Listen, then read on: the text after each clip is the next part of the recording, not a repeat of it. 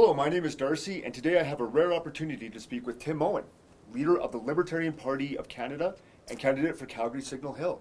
Tim, how are you today? How is this marathon campaign going?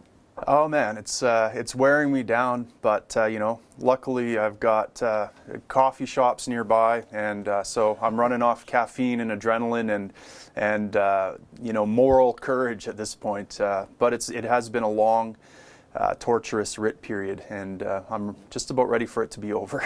Well, luckily we only have just a little bit left. Yeah. Time is precious, so you know what? Let's just jump right into it head first. Sure. Bill C-51. The controversy on this thing is just incredible. The Conservatives have passed it. The Liberals have added amendments to it, but also supported it. The NDP want to crush it. Tim, what is Bill C-51 to you, and where does the Libertarian Party of Canada stand on it? Well, to me, Bill C-51 is a manifestation of something that we've been concerned about for a long time, and that is the growth of the surveillance state. My take is that George Orwell's book, 1984, should be a warning, not an instruction manual. And yet we see again and again government intruding into our private lives. And to me, it's to the point where they want to almost regulate our thought. They want to stifle dissenting opinion. They want to label you as a terrorist for having an unpopular opinion that goes against the zeitgeist of the ruling class. They want to keep you in line. And so we see manifestations of this. I mean, lately, in the past few years, we have seen a ban on masks at public protests. You can get 10 years in fine, a criminal charge, and face 10 years in prison for wearing a mask at a protest that they deem to be unlawful. We've seen Bill C-13, which is billed as an anti-cyber bullying bill, but which gives corporations and encourages corporations to break their sacrosanct contracts with you and reveal your private information to government, encourages them to do that, all in the name of anti-cyber bullying. So it erodes your privacy rights, it erodes your due process. And Bill C-51 is another manifestation of that, and it takes it even further now to erode due process and it gives government the right to essentially arbitrarily label you as a terrorist and put you into a secret court and prosecute you and take away your liberties. And so this is very troubling. It's not, and so all these bills, notice, they have the best of intentions, right? This bill to ban masks was billed as we need to keep law and order and civility in these protests. Anti-cyber bullying. Who won't get behind that? Right. Are you for cyberbullying, Darcy? Well, then you must support this bill. And Darcy, do you support terrorism? Because if you support terrorism, then you're going to want to stop C-51. So this is the way they push these things through, but it's all part of a larger agenda that I worry about, of government wanting to get further and further into our private realm. And now, of course, we see TPP, which gets even further into our private realm through their IP section of that bill. So yeah, Bill C-51 is a symptom of a problem that we have, and that problem is we're giving away our freedoms to government and we're not saying anything about it, and we're like frogs in water that's slowly having the heat turned up on it, and pretty soon we're going to find that the water around us, the political environment, is boiling, and by then it'll be too late. And so I'm here to sound the alarm. So the Libertarian Party of Canada will? We'll repeal it. The first day in there, if we can, we will repeal. Kill Bill C-51, okay. and then go to C-13, and then whatever the latest incursion into our privacy is, we'll start there and work our way down until they're all gone. Now, you're the only leader I hear talking about Bill C-13. Bill C-13 has been in effect for? I think it's been since March. So this is already in effect, but this is another privacy thing, and the Libertarians are willing to kill this as well. Yeah, I spoke out against it about over a year ago now, and yeah, we will kill it. I mean, it's not, it's an invasion of your privacy. Fantastic. Okay, I've heard you just touched base with the TPP, the Trans-Pacific Partnership. Yeah. A lot of secrecy on this once again. Absolutely. So, what's your take on this? Well, I am really troubled by it. You know, libertarians are big on free trade. We think that we ought to be able to trade freely, that we're all elevated in the economy when we're able to trade freely. And again, TPP is propagandized as a free trade bill. Who's not for free trade? Well, there's there's a few troubling aspects to it that really worry me. And of course, I can't speak to all of it because no one's been able to see it. The only section I've been able to see has troubled me a great deal, and that's the IP section, intellectual property. And this section allows mega corporations to use governmental power to tell you how you can and can't use your property in your own personal sphere. So, you know, they dramatically extend the patents on drugs, for example. So we can see that smaller pharmaceutical companies that produce generic drugs that are far cheaper, you know, the price of these medicines is going to go up because these pharmaceutical companies won't be able to use their property, their manufacturing, the way they would want to produce something that the market wants. It basically turns your internet service provider into policemen and actually requires them to monitor what you do online and report you, and they could face severe fines if they don't do this, for, you know, doing things like downloading music or you know, different things that you know, big content producers don't want you downloading. And so, you know, this is, you know, so we've gotten rid of a few tariffs, which is great, but we have implemented this oligarchical global regime. It's almost another level of global governance, because it is above Canadian law, and it takes, you know, it actually sets up tribunals that are extrajudicial, that say screw domestic law, domestic policy, Canadian law, and if there's disputes between corporations or people that with regards to the TPP, that these people in this extrajudicial tribunal will deal with it. So it's an incursion on our sovereignty, and it's a dramatic invasion into our private lives, and we'll never know the full extent of it. So it's a troubling trend, and you know, I would want to take a hard look at the TPP and see all the fine print to see. To me, it's almost like we're curing heart disease by giving you lung cancer. Yeah, and so great, you've cured one little thing, but you've given us lung cancer. I don't think that's a good trade-off. No, I think that's a very good analogy. Let's switch gears here. Sure. Medical marijuana. Okay, Yeah. This is what attracted me to the libertarians years ago in my younger years. It was your stance on marijuana. It seems the rest of Canada is finally catching up with the libertarian stance. You guys have been pro marijuana for some time now, haven't you? Yeah, well, I wouldn't say that we're pro-marijuana so much as we're against government booting in your door, coming into your house, throwing you on the ground, and because you have a prohibited plant or substance in your house. We think it should be up to Canadians to decide for themselves what they want to do with their body and what they want to use as medicine. So whether marijuana is useful as a medicine or not, or whether people just want to get high with it, I don't think it's any of the government's business. You know, I personally wouldn't use it to you know, as an intoxicant or something like that. That's just me. But I shouldn't point, you know, whether you think it's good or bad for people to use marijuana is irrelevant. What's really bad is having the government point guns at people. That's far worse than anyone using any particular substance, whether it's good or bad for them. But, you know, I had thought, you know, I've always been for repealing prohibition on marijuana.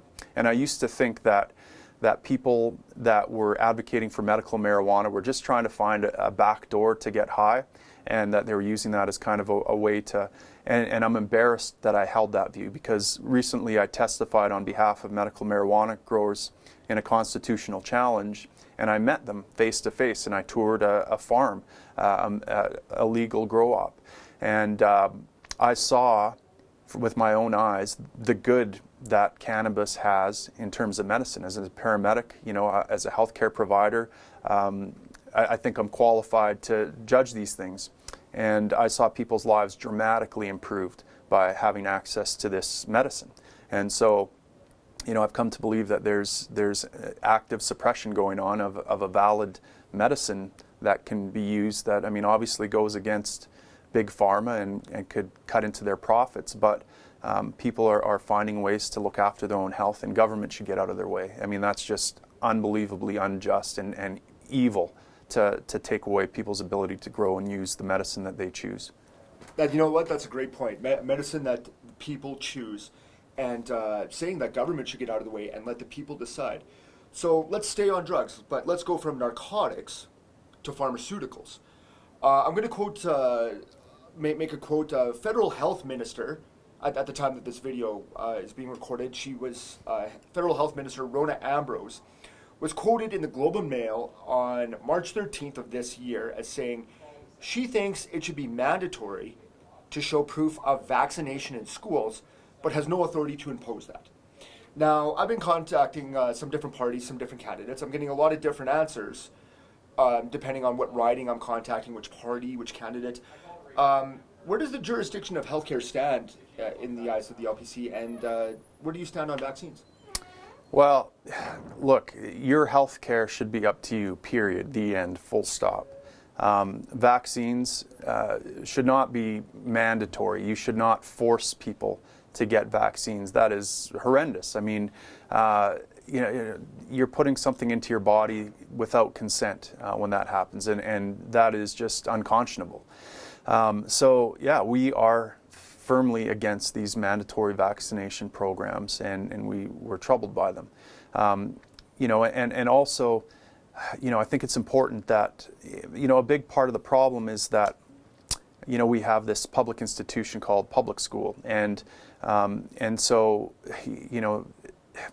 government has our kids institutionalized essentially in these places, and as parents, we have to work 2 jobs, we have to make ends meet, we have to do all these things that require us that encourage us to institutionalize our kids essentially in these government schools, where they're then told they have to be vaccinated and all these things. So there's an even deeper problem here, and that is, what's happening to the family and what's happening to our ability and our responsibility as parents to look after the health and education of our own kids. So, I'm a big advocate for lowering the barriers and making it easier for parents to look after things like homeschool and their own kids' health. So there's an even deeper issue here that I think needs to be addressed. Okay, fantastic. Taxes. Let's talk about taxes. The parties are all over the map on this. The Conservatives want to cut personal taxes, or so they say. The Liberals want to raise personal income tax, and the NDP are going after corporations. Libertarian Party of Canada, where do you guys stand on taxes? Well, our tax policy is informed by our view of society and how society ought to be organized. And we believe that society is best organized from the bottom up, around families and individuals and the small institutions, like local businesses and charities and churches and that sort of thing. Top-down organization doesn't work. It is stifling and oppressive, and it leads down a dark path. And we're seeing Canadians being led down that path right now. We want to turn that around, and our tax program is part of that. Our tax program calls for a simplified, lower, flat tax, 15%. We want to keep money in your pockets, in your family's pockets, so you can look after your family's needs, so that maybe you don't have to take that second job, that maybe one parent can stay at home and look after education and health care and that sort of thing for the children, so that they don't have to institutionalize their kids anymore into things like public schools. We just think that keeping money and power closer to the family is the right way to go, and it's in stark contrast to all the other parties who would prefer, on the left to have mommy in charge of your life, and on the right to have daddy in charge of your life. And we say, you're in charge of your own life. It's your family. It's your life. Okay, so 15% flat income tax. That's right. Right across the board. Yep. Fantastic. Let's go to gun control. Sure. This is another big topic for the Libertarian Party of Canada. Please specify exactly where you guys stand on gun control. Well, our party is essentially anti-gun violence, and we know that the state, the government, uses guns to control people. I mean, every law that you pass is a threat of force, and that force is backed by firearms, by guns. You know, the police, the enforcement arm of the government. I mean, laws aren't suggestions; they're mandatory, and we obey them because we unconsciously, implicitly know that if we disobey and obstinately disobey, someone with a gun will come, and they will use that gun if they don't get compliance. So this idea of comply or die is terrible. It's a terrible way to organize society. And so our gun control is essentially, we want to control the guns of the state, and we want them to put it down. Now that means you don't point guns at peaceful people owning guns. Owning a firearm is not an act of violence. It is a right. I mean, you have a right to own property. And if you buy a gun or want to own a gun, you should have that right. And I mean, you know, I'm not that afraid of gun ownership. I mean, I know for a fact that lawful gun owners, peaceful gun owners, actually commit fewer crimes than police officers do. So they're among the most peaceful people in society. And so, yes, we need to look at ways of getting guns out of the hands of criminals, but that we shouldn't be punishing and oppressing peaceful gun owners for that. And I mean, I grew up on a farm in northern Alberta. Look, if a gun wasn't even a right, it was a necessity on a farm. We had bears coming up onto our front porch eating dog food. And so if my dad didn't have a gun, we were in danger. So a gun is a tool, it's a useful tool, especially in rural Alberta. And people should have the right to defend themselves. You know, we have to decentralize power, and that means that allowing people to use firearms to defend themselves if necessary. Okay, let's stay on that topic then. Using arms to defend themselves. So I'm thinking of a parent staying, you know, being at home, and there's a home intruder. Yeah. You know, terrible visualization. Sorry, but it could happen. A home intruder.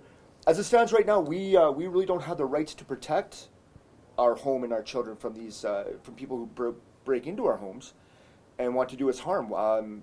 You guys have a different idea of that as well. Well, yeah. I mean, we're fans of the castle doctrine that you ought to be able to defend your home.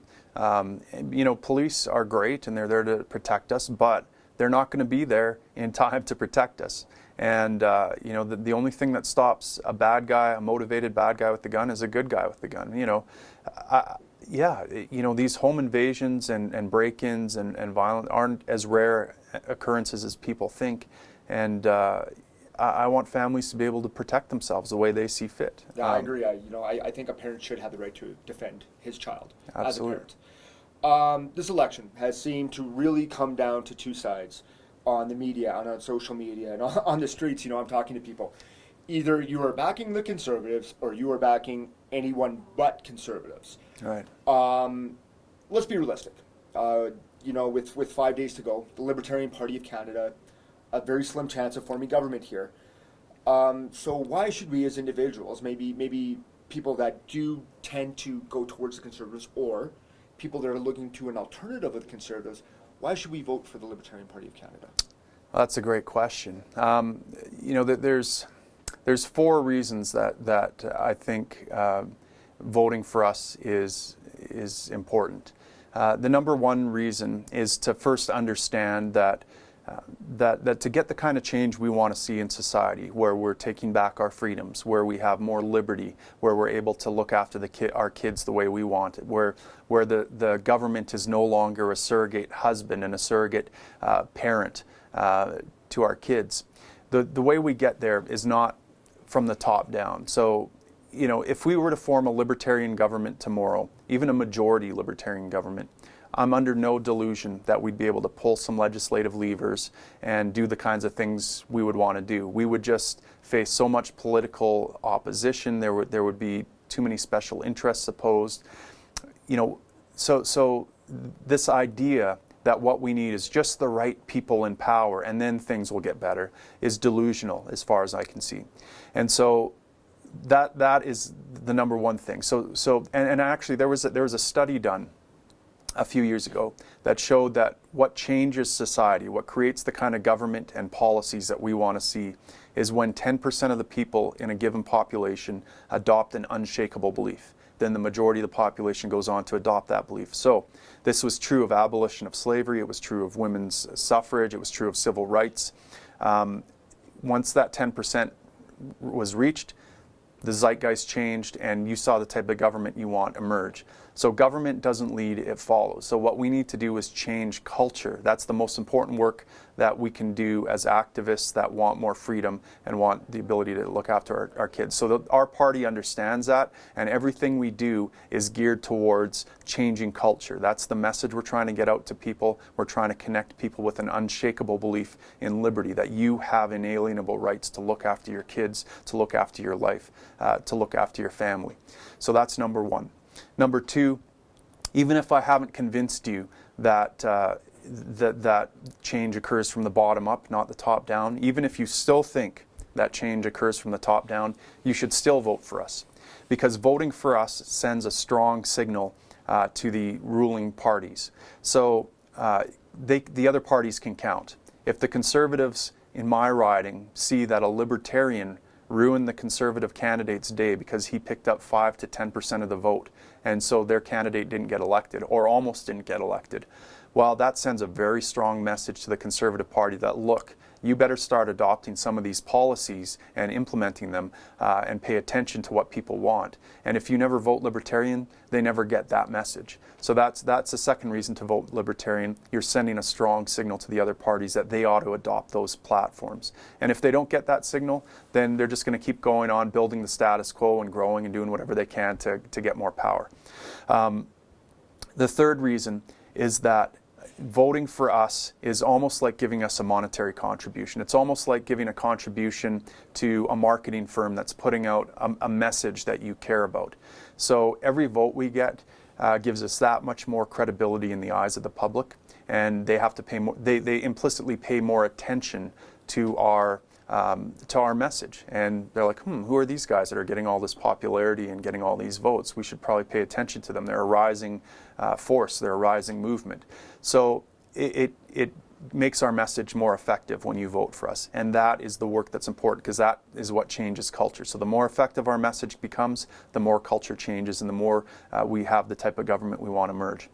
The fourth reason, I think, is maybe the most important reason, and that reason is I want you to be able to have a clean conscience when you go to the polls. I want you to be able to look yourself in the mirror. If you go to the polls and vote for a party that you are giving them a mandate, and you're giving them, in the case of the Conservatives, if you go to the polls and vote Conservative, you're saying, I want you to kick in doors and point guns at peaceful people who have a marijuana plant in their house. You're saying, I want the surveillance state. I want you to impose the surveillance state on people. That's something I want. I want to trade away my freedom for security. You're saying, I believe in socialist economics, because the Conservative Party are still Keynesians. They still believe in manipulating the economy. They still believe in giving all the power to the central bankers, which is a plank of the Communist Manifesto. And they believe in controlling monetary policy and keeping monetary policy out of the hands of the people. You are voting to have central bankers control your life. So you are giving them a mandate to do evil. And I want you to be able to look yourself in the mirror and be able to vote with a clean conscience. So,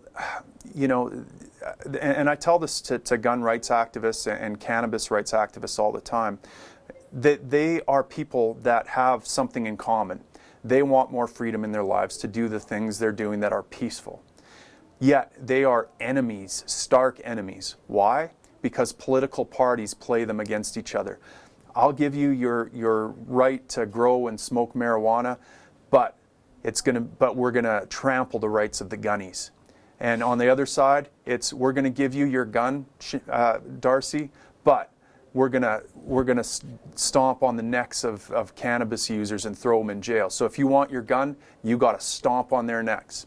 And I say, that undermines the very fabric of liberty and freedom that made Western civilization great, that gave us all this flourishing, that gave us all this wealth. And that's being undermined by our political system right now. And that is because people are voting against what they don't want. They're voting against their worst fear, and they're being kept fearful of either terrorists or the environment or this or that. And so they're giving away their freedom for security, and that will lead to more tyranny. And so you can break the cycle by simply disengaging from that political process as usual and voting with a clean conscience. That's the only way. That's great. Stop being afraid. Stop being afraid. Fight fear. Fantastic. Wow. Tim, is there any other aspects of your platform that you'd like to discuss here?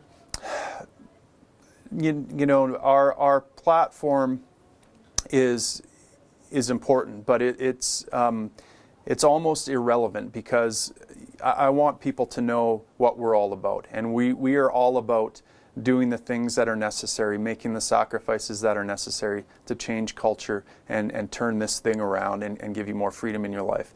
And we'll do that any way that's effective. And so, you know, I would just encourage people to look at our party, look at the underlying principles even more than our platforms, and understand that your support it can go a long way. This isn't political action so much as it is the start of a movement.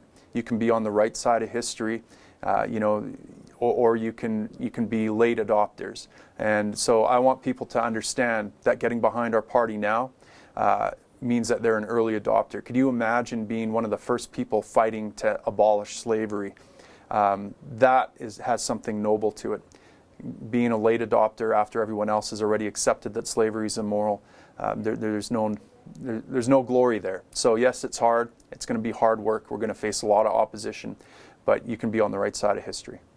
Fantastic. And to find your platform, contact information, your website, Facebook. Sure. Well, you can go to our main party page, libertarian.ca, or you can go to my page, which has a bit more information, votemoen.ca, and check us out. Okay, and you're on Facebook and Twitter? I'm on Facebook and Twitter. Vote Moen is my Facebook page, and Twitter is @Moen_Tim. So follow me on those places. Fantastic. Okay, Tim, well, thank you so much for your time, and best of luck on October 19th. Great, thank you. Thank you.